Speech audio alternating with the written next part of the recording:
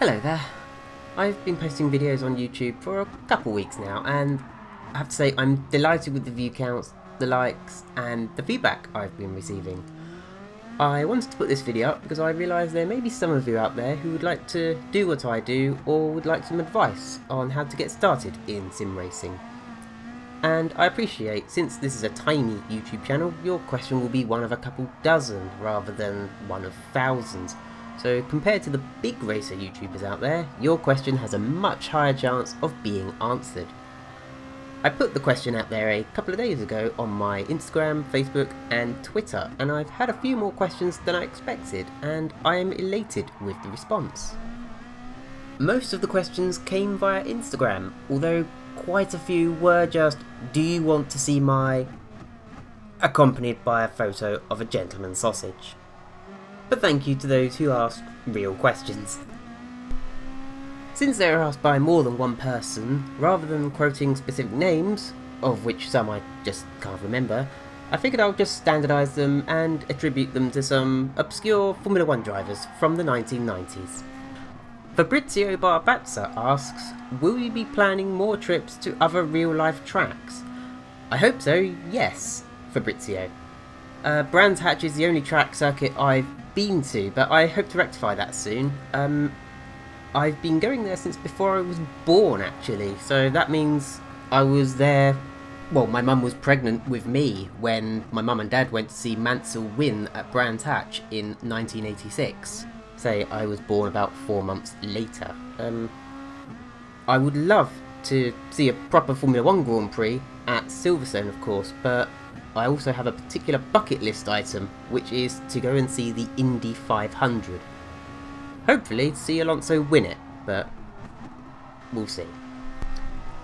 Andrea Chiesa asks, what are your goals and ways to keep yourself motivated to keep practicing and racing even when it feels like a bit of a grind or you aren't progressing as much as you'd like? Well, I have a couple of goals in mind for my racing. In the short term, I'd love to be able to take part in racing esport tournaments in like an open wheel category. Gran Turismo Sport does hold tournaments, but I'm not really as adept at GT racing as I am in the open wheel categories. The open wheelers seem to be where my strength lies anyway, a more downforce based car.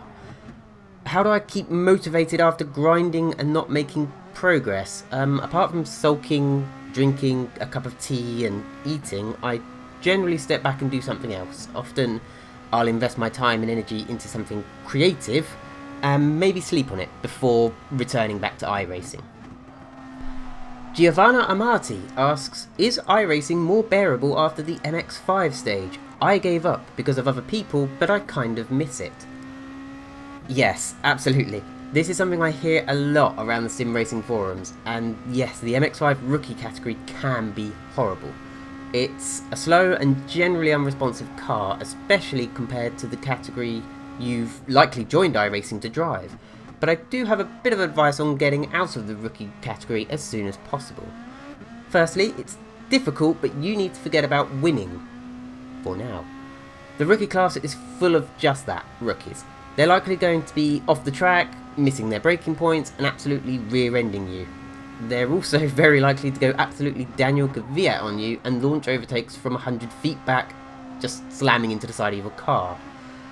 Your goal is to get the D license, which is not based on performance or results. It's based on how cleanly you finish your races. You will need to finish races with as fewer incidents as possible. An incident point is awarded for contact, going off the track, or losing control of your car, regardless of whose fault it is. Hanging back though doesn't necessarily mean bad results. In all likeliness, you'll hang back and just let the rookies ahead of you wreck themselves and each other, which will require lengthy pit stops for them. You'll slowly move up the field as this happens. It's happened to me, and I landed a couple of podium finishes this way and got out of the MX-5 rookie class in about 2 or 3 races. Once you move into a specialised category and drive with the D licence, you'll find the races are more enjoyable and much cleaner with usually respectful driving, although arseholes still exist. For example, I was running 6th in a top split Formula Renault race. Top split just means there was more than one grid's worth of drivers that entered the race, so the session was split into 2 races, a top rank and a bottom rank. I was in the top rank race.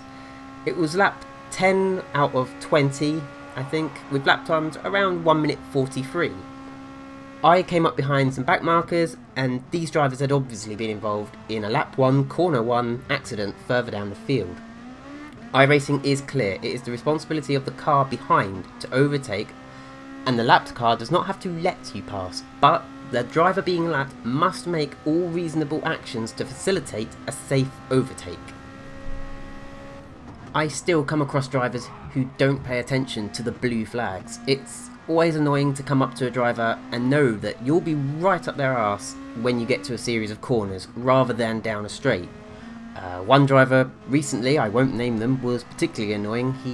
He moved right, which seemed like he was going to let me pass, then sweeped across to the left following the racing line, which meant I had to brake hard to avoid an accident. He went through Beckett's and went to the right side of the track again, but this time well off the racing line. I thought he must be now allowing me to pass, but he didn't slow down, he locked his tyres, he missed the apex, and to avoid him I had to go off the track just to avoid impact. I had to cut the corner coming into Chapel, and I received a 1 second time penalty, at which point he then fought to pass me back. This guy was a lap down, running last, and seemingly unable to control his car. I remember he even took to the grass down the straight.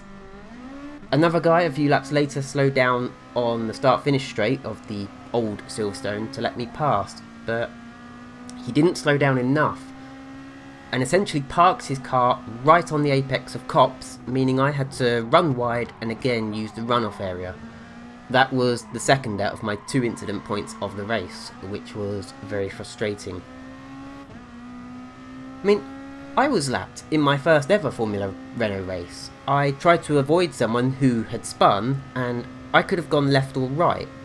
I chose right, and unfortunately another car that had spun, which was on the left, rolled backwards into my path. It took me a long time to get back to the pits. I didn't know about towing back then, and I was lapped by the leaders. When I saw the blue flag, I actually thought if I received that too many times it would lead to a ban or some sort of punishment, so I made well sure to move over and not hinder the leaders. My tactic was to let them pass, and then I could follow them closely, learn from them, as well as sneak by and pretend to be one of the leaders when they lapped other back markers. And this did actually work, and I managed to work my way back from 18th to finish just behind 6th place. Emmanuel Naspetti asks, have any of these questions been shamelessly formulated by you just to fill out the runtime of this video? And no comment. Bertrand Gasho asks, what are your earliest sim racing memories? Okay, so there are 2 sims, or games. One that was technically brilliant, and one that was artistically brilliant.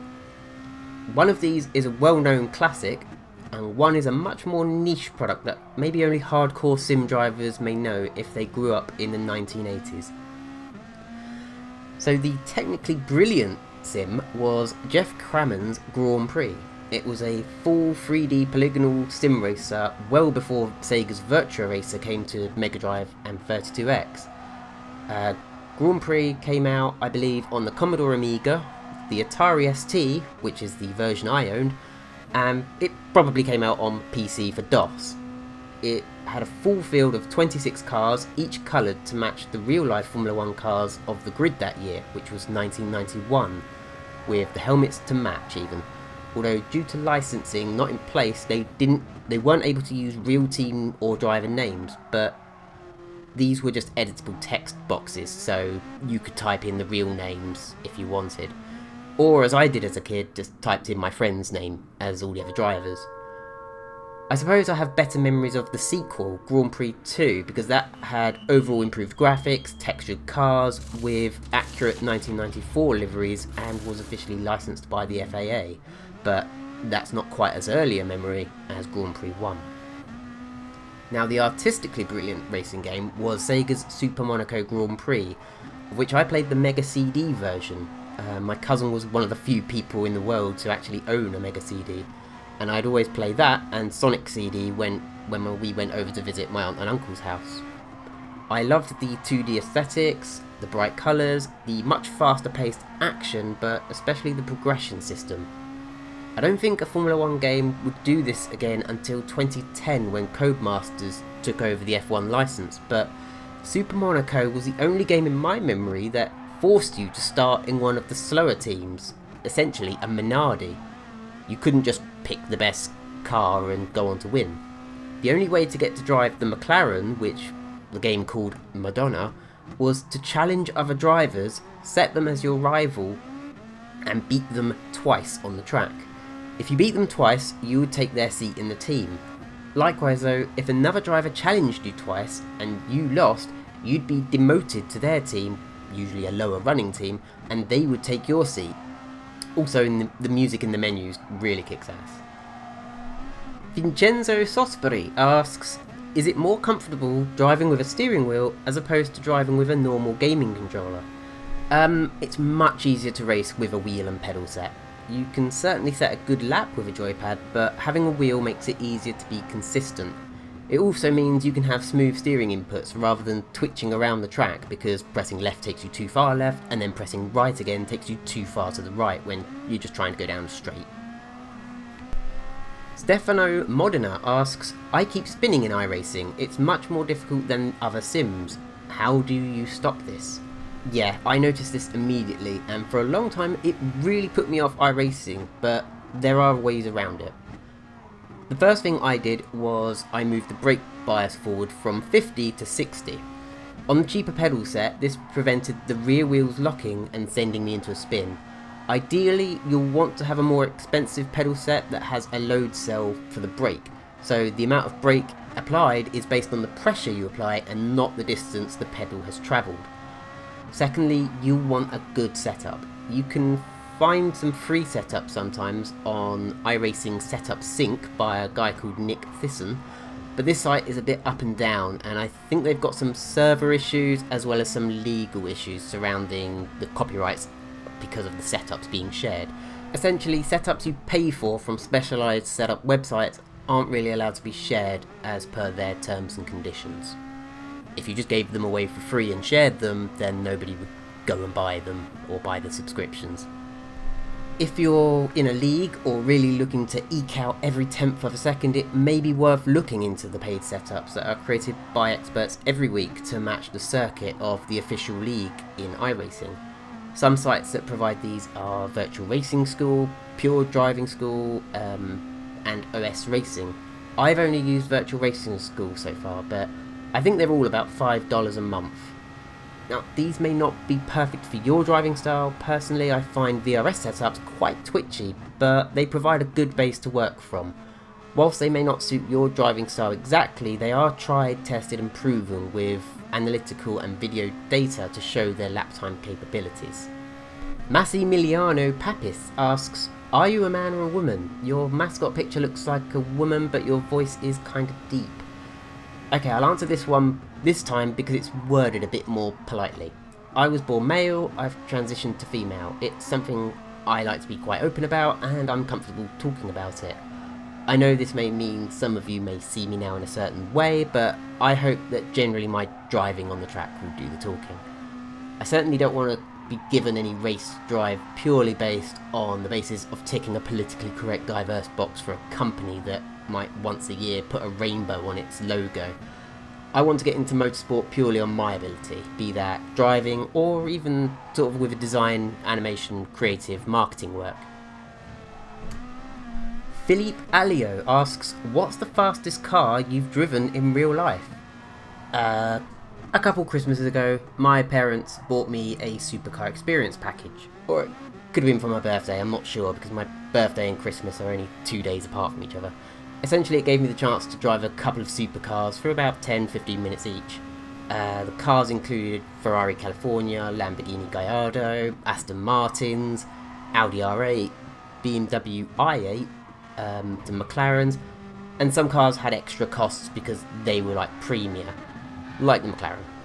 The first car I drove was a Nissan GTR. It had a much shorter wait time than the other cars. I suppose because it didn't have that brand name appeal like the others had, but I knew just how quick it was. Although the GTR was really fast, it felt too comfortable and I felt too insulated from the speed. The second car I chose to drive was one of the premium cars, and the only full manual cars they had. The other cars all had like paddle shifters, and that was an Ariel Atom.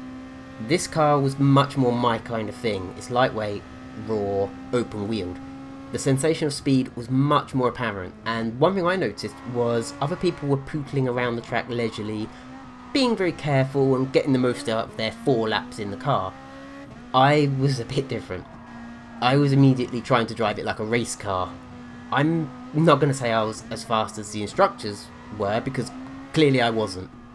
But I was hitting the apexes, overtaking the other drivers, reaching 100 miles an hour down the very short straights, to the point the instructor was getting a little concerned. At the end he did ask if I'd raced before, but it felt a little silly to say, oh, I've just been sim racing, so I think I just said, oh, I've been karting before.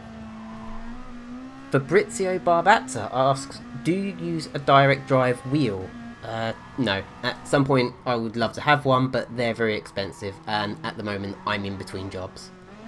I used to work at a mobile game studio producing games for Red Bull and Adult Swim, but we were shut down, so at the moment I'm just freelancing and looking for new creative opportunities.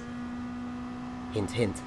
At the moment I use a Fnatic CSL Elite F1, which I'm really happy with. It's bolted to my Playseat Challenge, which is a race seat I'd also recommend to anyone starting out, as it's not expensive and you can pick it up from any non-specialist store like Argos. So, that was a selection of the best questions I was asked, including some of the worst questions that just focused on my anatomy. I also hope to be doing a live stream soon, showcasing one of the race games I used to love as a child. I don't have a date and time for that just yet, but I hope some of you will join in and watch something a little bit different that isn't just Grid or Gran Turismo Sport being streamed for the gazillionth time. So, as ever, thank you for watching, thank you for listening, and I hope to see you guys on the track.